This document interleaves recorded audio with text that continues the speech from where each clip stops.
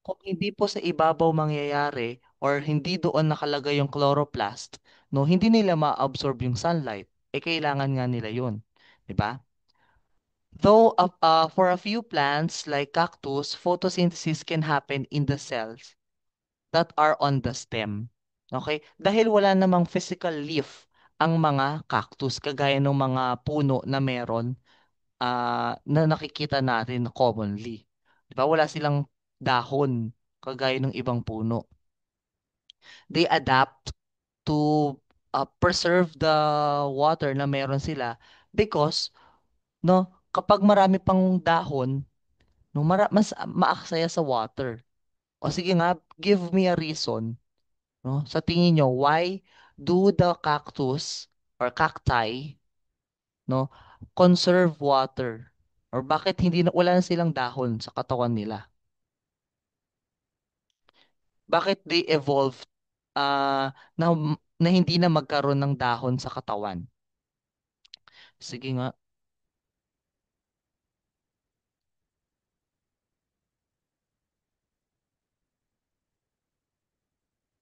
O, nasaan na yung mga present dyan? Ano daw uli yung tanong? Anong Bak tanong? Anong tanong? Anong bakit tanong? yung mga cactus wala na silang dahon? Wala silang dahon.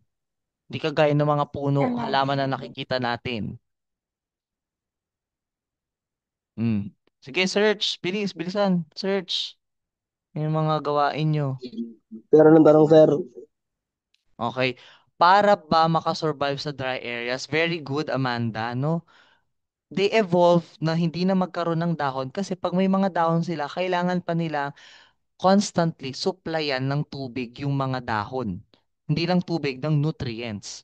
No? So kung wala silang dahon, the source of energy nila, which is water and yung mga nutrients, no, ay hindi na nila kailangang ipamahagi sa katawan. Nandun na sa kanilang stem. No? Kaya yung kanilang chloroplast ay nasa stem na. Okay? Pero most of the plants, yung ibang mga halaman, nasa kanilang dahon, yung chloroplast, no? Kasi mas expose yon sa araw. Kasi halimbawa, puno nasa katawan, eh yung puno natatabunan na ng mga dahon eh. Kasi yung dahon natatakpan na yung puno, 'di ba nagbibigay nga ng lilim. So paano magfo-photosynthesis yung puno na yon kung natatakpan ng dahon yung kanyang katawan? Eh kailangan sa photosynthesis ng sunlight, 'di ba? So sa karamihan sa mga halaman nasa dahon ang kanilang chloroplast. Okay, ganito yung itsura ng chloroplast. Okay, ulit ha. Para magkaroon ng attendance, gagawin yung sinend ko sa group chat. No? Kahit may screenshot pa kayo na nandito kayo, kung hindi naman kayo hindi nyo ginawa yon, bahala kayo. Hindi nyo, sabi ko nga, that will also serve as your oral recitation. Nagsalita na kayo eh. Nag-voice message kayo or oral recitation na yon. So chloroplast, alam na natin to food factory, as food factory, chloroplast, no, nagpo-produce siya ng oxygen, water, and glucose molecule. No? Ang kailangan niya para magawa yon, makapag-photosynthesis, ay carbon dioxide and water. No? Plus the sunlight. Kasi the sunlight will activate. No? It will be the energy that will convert the raw materials into the food, no, in a form of glucose, no, or sugar. Again, meron kang carbon dioxide and water, pero hindi yan ma-activate kung walang sunlight. Okay, kailangan ng sunlight. Later, madidiscuss natin siya. Okay, kailangan niya ng sunlight. Kung walang sunlight, hindi yan mamamaterialize into sugar. Then finally, the byproducts. Pag sabi natin byproducts, these are the waste materials, no, in the process. Halimbawa, kumain tayo. Okay? Yung mga sustansya ng pagkain na kinain natin na absorb ng katawan. The byproduct ay yung tae, no, na ilalabas natin. Yun yung waste na hindi na natin kailangan sa katawan.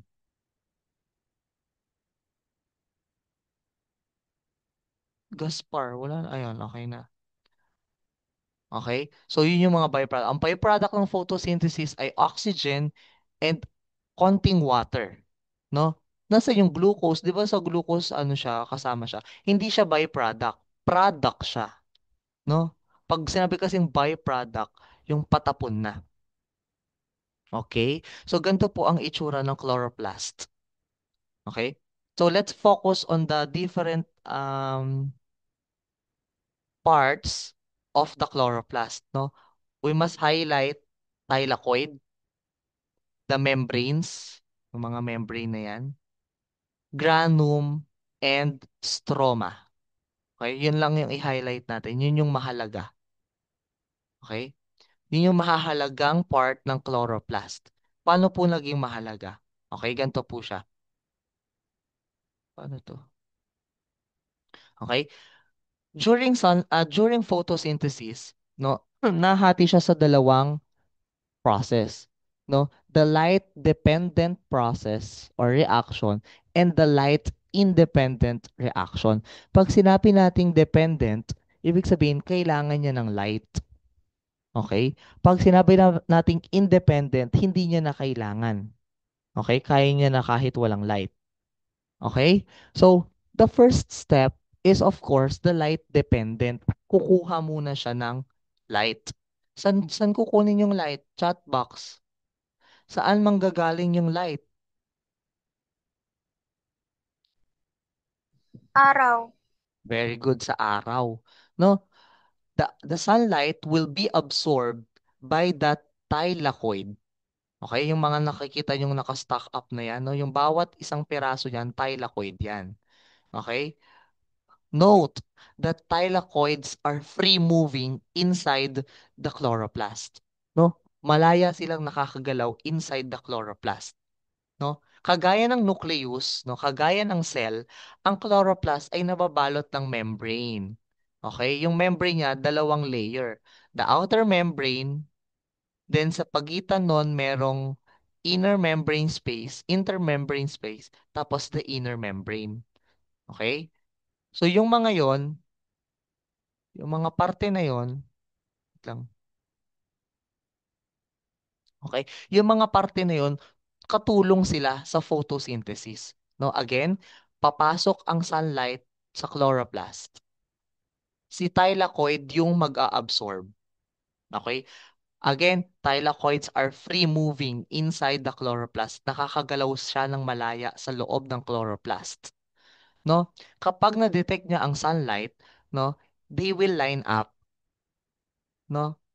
Maglilinya sila, no, in an organized manner na para silang solar panel. Di ba nakakita naman na kayo kung paano ini-install yung solar panel? So, ganun sila. Naka-line up sila para as much as possible ma-receive nila lahat ng sunlight na dapat nilang ma-receive. No? In the process, they don't get or they don't store excess sunlight. Okay? Kung gaano kadami yung kailangan nilang sunlight, ayun lang ang kinukuha nila. Bakit? No? To adhere para sumunod sa zeroth law of thermodynamics or the law of conservation of energy. Ano ba sabi doon? Sabi sa zeroth law, energy cannot be created nor destroyed. It can be only transferred from one form to another. Okay? Ibig sabihin, yung energy from the sunlight na makukuha nila, no, dapat magamit nila lahat. No, hindi pwedeng susobra, hindi pwedeng kukulang. Pag nagkulang, pag nagsobra, hindi mape-perform ng maayos yung photosynthesis. Hindi yan equilibrium, zeroth law. Zeroth law. Law of conservation of energy. Okay? So, edi na-absorb na yung sunlight, no? Sa thylakoid yun. No, there were instances na masyadong mataas or malakas yung sunlight. So, anong ginagawa ng thylakoids? No? As they are free moving inside the chloroplast, they will hide. Magtatago sila kapag sobra na yung sunlight. Kasi nga, hindi pwedeng sumobra yung makukuha nila. Kasi saan nila itatapon yun? Eh, hindi nga pwedeng ma-disperse na lang yun basta-basta. Kailangan, energy can't be created nor destroyed. No, hindi siya natatapon, hindi siya nagagawa. No, nalilipat lang siya from one form to another. Kung sosobra yon, saan nila ililipat? Anong type ng energy nila gagamitin? Ba hindi? So, dapat kukuha lang sila ng sapat. Okay? So, yung thylakoid, pag naka-stack up sila, ang tawag sa kanila granum. No? Pag layered, nagpatong-patong yung thylakoid, granum. So, nasa kanila na-absorb nila yung energy, di ba, from the sunlight. Doon papasok yung work ng membrane. Okay. Sabihin nyo, nasan yung ano dyan, sir? Nasan yung chlorophyll? Bakit wala sa parts? Eh, di ba nasa loob ng chlorophyll yung chloroplast? Oh, where do you think chlorophyll is located inside the chloroplast? Sa tingin nyo, nasan dyan yung chlorophyll? Yung nagbibigay ng green pigment sa plant. Sa tingin nyo, saan siya makikita?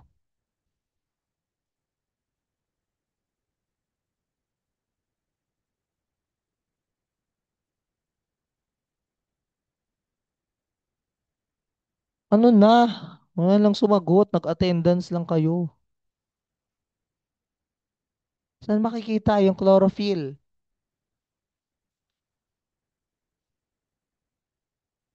Ay, nako. Thylakoid membrane. Okay. The chlorophyll will be, wala naman thylakoid membrane. Okay. The chlorophyll will be located, no, sa membrane, no? Pwedeng sa outer membrane, pwedeng sa inner membrane. 'Di ba? Kagaya ng cell membrane. 'Di ba? The cell membrane, na yung lipid bilayer, merong suspended na integral protein, merong mga peripheral protein. Ganon yung pwesto ng mga chlorophyll, no? Together with the protein na kasama niya doon.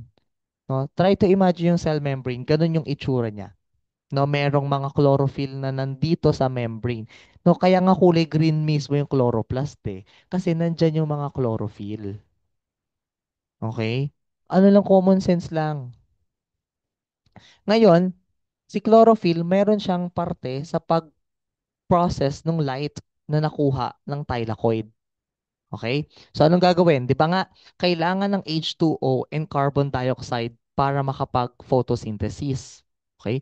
Yung H2O, no, it will be broken, it will be split by the solar energy. No? Mapaghihiwalay niya yung oxygen atom and the hydrogen atom. Okay? Through through the proteins and the chlorophyll dun sa membrane, no? Anong gagawin? No, sila yung magde-deliver, sila yung magiging channel, daanan ng solar energy. Paano? Okay? Yung solar energy, wala siyang physical na element, 'di ba? Ang energy ay walang ang ilaw, walang physical na element kasi siya ay photons, 'di ba? No, meron siyang property of a light and a property of a molecule and a property of a wave. So wala siyang physical um na hindi siya tangible, hindi kagaya ng mga carbon, 'di ba? So si light, no, in a form of energy, mapupunta sa kanya or dadaan sa chlorophyll and sa membrane yung light in the form of ions, specifically electrons, no? Yung electrons, siya yung energy galing sa sunlight. Dumaan dito, then 'di ba naghiwalay si H2O, so H2 na siya tsaka oxygen, naghiwalay na sila. Okay? Yung electrons coming from the sunlight will be carried ng hydrogen gas. Pag may 2 lagi, gas yan. H2, N2, O2, mga gas yan, hangin. Okay? Ngayon, si hydrogen gas, no, puno na siya ng electrons, puno na siya ng energy, no? Dinala niya na lahat ng energy na nakuha niya dun sa light-dependent reaction. Okay? Then, tatawid na siya sa light-independent reaction. Okay? Sa light-independent reaction, yung hydrogen na merong energy, ionized na siya. Paslon. Kasi, ba't pa late-late? Taneo, Gaspar, Navarro.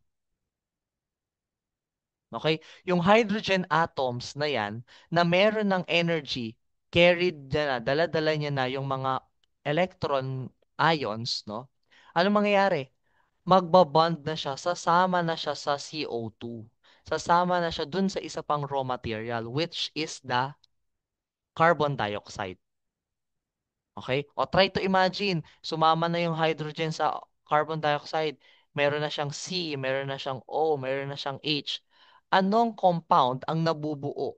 Pag ganyan, merong C, merong O, merong H. What will be the product? Chat box. Diyos ko, paulit-ulit na lang yung formula ng photosynthesis, hindi pa din alam.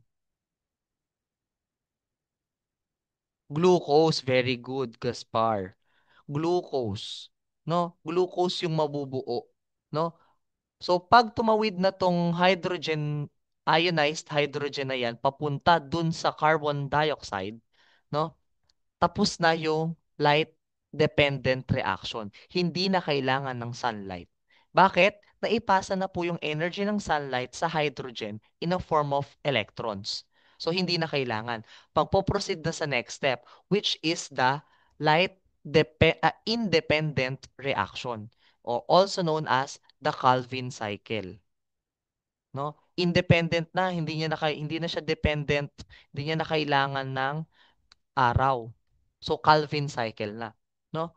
Calvin cycle was I have already explained Calvin cycle last year do sa mga STEM last year, grade 12. And unfortunately, they were not able to comprehend the cycle kasi sobrang lalim niya. Sobrang lalim niya. Kahit kami nila Sir Robin, nagtuturuan kaming ituro yan kasi sobrang lalim at sobrang hirap. Parang every year nakakalimutan namin yung process na yan. Tsaka yung Krebs cycle. Sobrang hirap niyang intindihin. No? Nung college kami, ang program namin ng mga science major, apat kasi yung chemistry namin, no? Una, inorganic chem. Hindi ka pwedeng mag-proceed sa susunod na chem pag bagsak ka doon. No, parang sa inyo rin, Chem 1, Chem 2, hindi pwede mag-Chem 2 pag bagsak ng Chem 1. Hindi pwede mag-Bio 2 pag bagsak ng Bio 1. Okay? So, inorganic. Pag bagsak ka doon, hindi ka mag-a-analytical. Okay? Si analytical kasi, siya yung pag-measure ng mga chemicals, pagkuha ng parts per million, percentage by volume, percentage by mass, siya yon. Okay? Para pagdating ng susunod na SEM, which is the organic chemistry, yun yung pag-aaralan natin sa Chem 2. Yung pinag-aralan nyo ng Chem 1, analytical yan. Yung stoichiometry, yung pag-balance, no? Analytical lang yun. Pagdating ng Chem 2, organic chemistry. Okay? Doon na kayo matatapos sa organic chemistry. Eh yung photosynthesis and cellular respiration, yung mga Calvin cycle na yan, sa susunod pa sa para sa akin ay yung pinakamalalim na chemistry, the biochemistry. Kasi involved na yung life. Okay? So kaya mahirap na siya, magulo na siya, sobrang gulo niya na as in. Okay, pati yung process sa digestive system sinasama na yon, no? Pati yung sa paghinga mo, kasama na yon yung mga chemicals doon, no?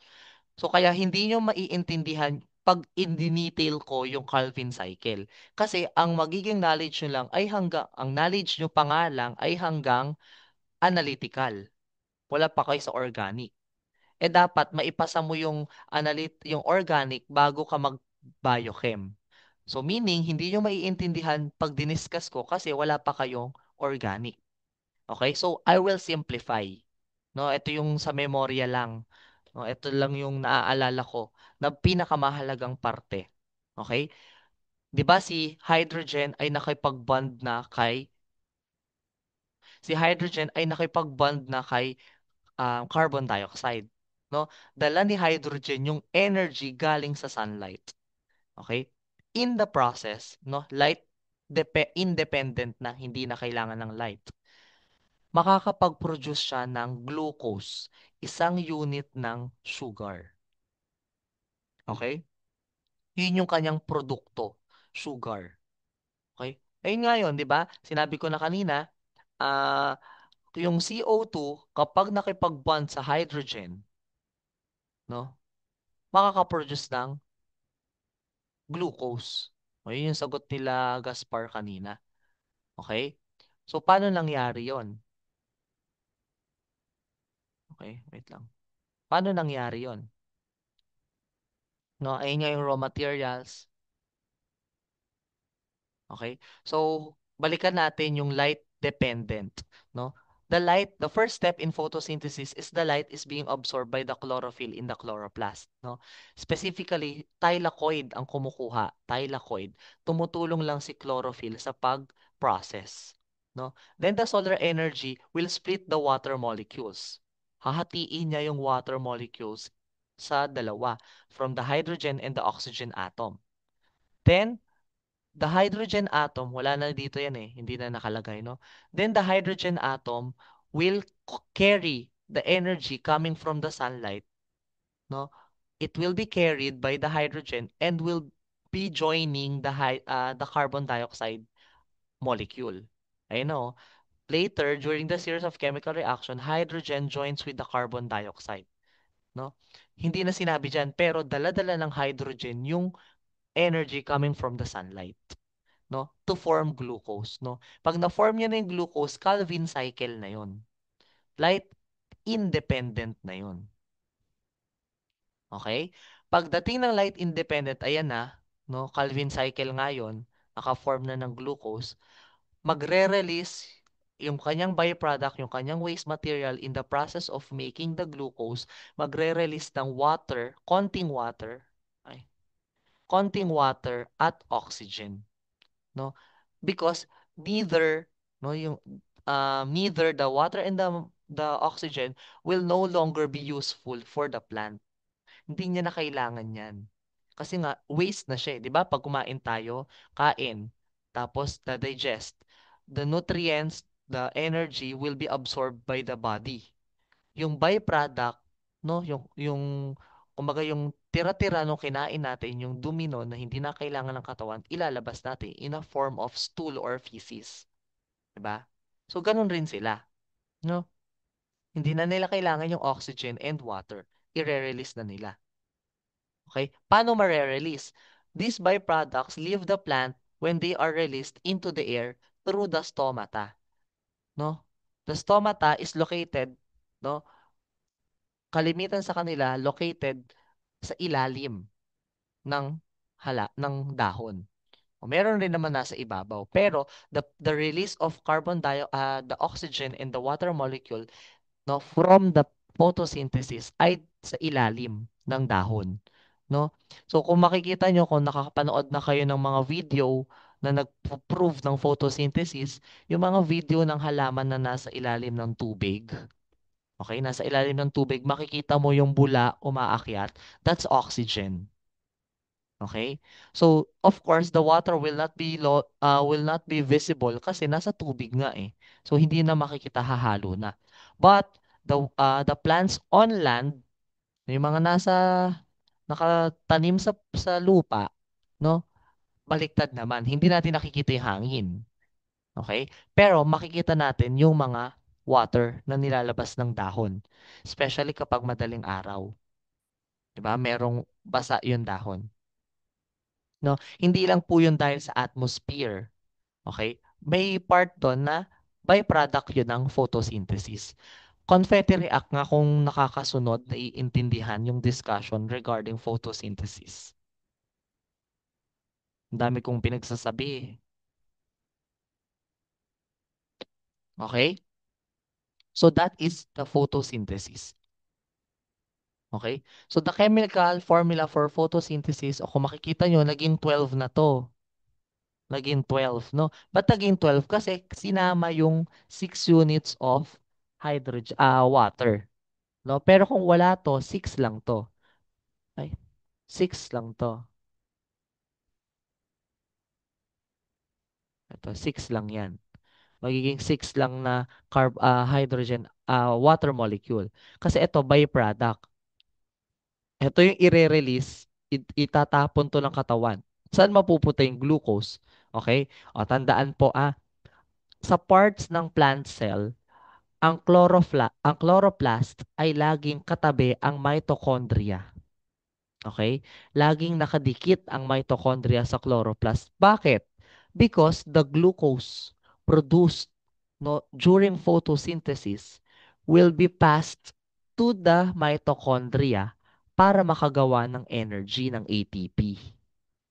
No, tandaan po yan laging dikit ang mitochondria sa chloroplast because the sugar after the photosynthesis was conducted will be passed to the mitochondria for energy consumption. Kasi yung glucose hindi pa siya energy. 'Di ba? Gagawin pa nga siya, gagamitin pa nga siya ng katawan, no? Sa atin gano'n. Gagamitin pa siya ng katawan. So paano mare-release ng plants or ng other organism yung energy sa glucose, no? Doon papasok yung cellular respiration, no? Ayun na yung cellular respiration. So sa photosynthesis naka-produce ng glucose. Okay? So ang mga nagpo-photosynthesis lang ay yung mga may chloroplast, mostly mga halaman. Okay? So wala tayo doon. Paano tayo makakakuha ng glucose na kailangan natin for cellular respiration? Siyempre sa pagkain. Okay? Sa pagkain natin. So originally, ang nagiging source lang ng glucose ay halaman. Okay? Halaman lang po. So, kung paano mag-survive yung ibang halaman sa madilim na lugar kung kailangan nila ng sunlight para sa photosynthesis? Meron pa rin silang, sige nga, magbigay ka ng example ng halaman na hindi kailangan ng sunlight. 'Di ba nga, tawag dito, yung chloroplast, nag-a-act siya ng solar panel. So, kahit anong mangyari, no, makaka-receive pa din siya kahit minimal. Moss and ferns, hindi naman sila hindi halaman yan, yung moss and ferns. Yung moss and ferns, ancient plants sila, no? Sino nagsabing hindi kailangan ng photosynthesis, ng light ng dalawang yan? Ancient plants sila, they are adapted to receive a minimal amount of sunlight. Nakakakuha pa din sila. Ano daw yung munggo? Saan na yun? Yung munggo, sir, tinatago pa sa cabinet. Anong nangyayari sa munggo?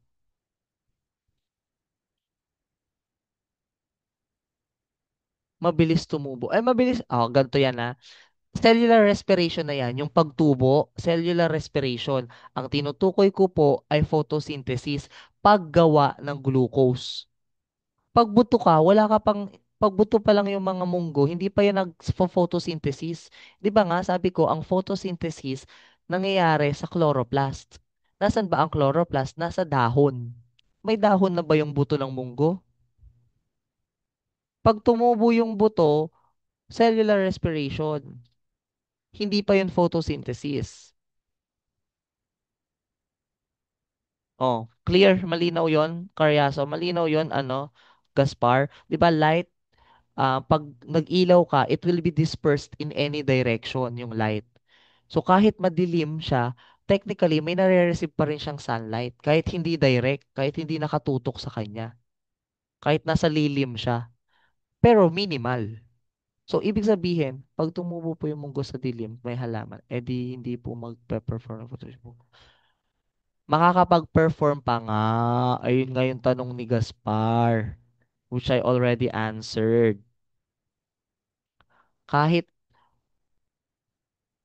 kahit na madilim, no, yung light, 'di ba parang parang gas, parang parang sa singaw ng mga ng mga container, sisingaw at sisingaw yung gas, 'di ba? Kahit anong pigil mo, mag-escape yung gas. Lalo yung light, no? Mas mabilis siyang kumalat. So kahit, 'di ba, kahit nga nandito yung light, ito yung ilaw mo. Na kahit malayo ka, may may nabibigay pa rin siyang light. Kumbaga nakakakita ka pa rin kahit malayo-layo yung light. O ganun rin po sa araw. Nakaka-receive pa rin sila pero indirectly. Ano daw? Paano naman po ang nagpe-perform ng photosynthesis ang underwater plants kung wala silang direct access sa air? Meron, ito po ang mga water bodies, no, especially ang mga, ang tawag dito, mga dagat, no, mas kailangan nila ng, mas greater storage sila ng carbon dioxide. 'Di ba? Ang paniniwala natin sa science, no? Magtanim ng puno kasi sila yung nag-absorb ng carbon dioxide, nagre-release ng oxygen, which is true, no? Pero search nyo sa internet, mas malaking portion ng carbon dioxide ang nare-receive ng mga dagat, ng mga bodies of water. So, meron silang access sa air. Tapos water, di ba water ngayon kailangan? Water and carbon dioxide. So, meron silang access sa air. Search mo, Gaspar. Carbon dioxide ay marami niyan sa mga bodies of water, specifically sa dagat. Thumbs up kung totoo. Yun si pinagsasabi ko. Okay? So, magsa-cellular respiration na. Again, pag photosynthesis, nangyayari lang siya sa plants, no? And yung mga, 'di ba, totoo? Colosinda. So, yung photosynthesis, nangyayari lang siya dun sa mga cells na may chloroplast, no? Pero ang cellular respiration, lahat ng organisms, bacteria, fungi, plants, animals, and even protists nag-undergo ng cellular respiration.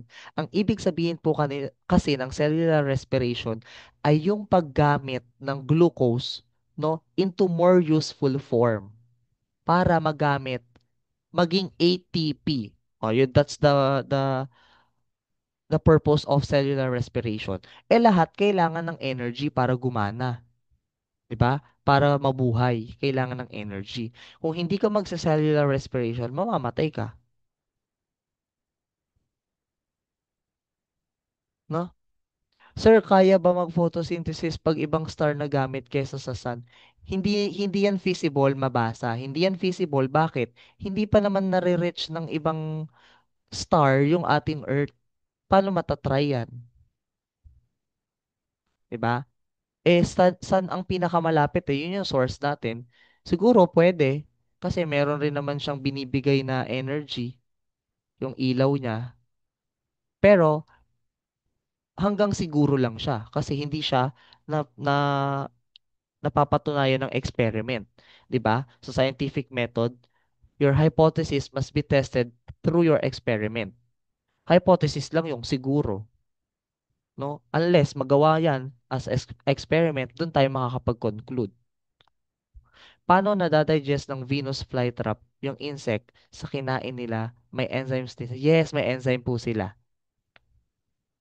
May digestive enzymes po ang Venus flytrap.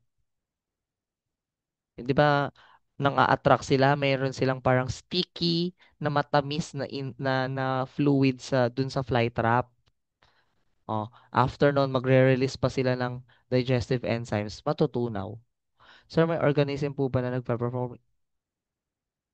Kakasabi ko lang, lahat nagpe-perform. Plants, nagpe-perform ng photosynthesis and cellular respiration. Okay, ganito po yan ha.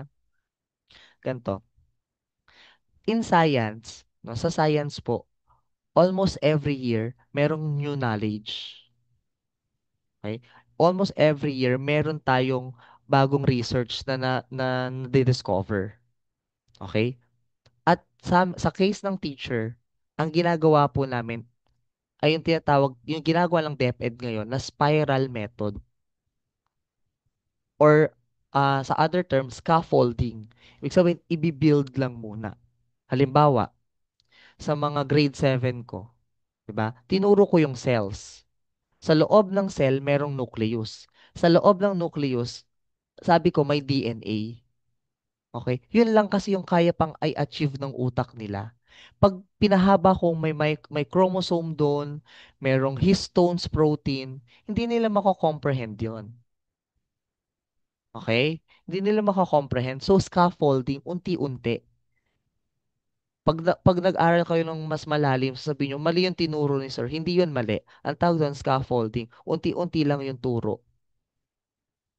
Kagaya naalala ko yun eh, sinabi ko sa inyo, pag photosynthesis plants, kapag cellular respiration animals. No? Kasi pag sinabi kong pareho, hahaba yung discussion. Sayang yung, wow, ubos yung 45 minutes. Sir, counted po ba na plant yung Rafflesia? Di daw nagpe-perform ng photosynthesis. Oo, plant siya. Plant po siya.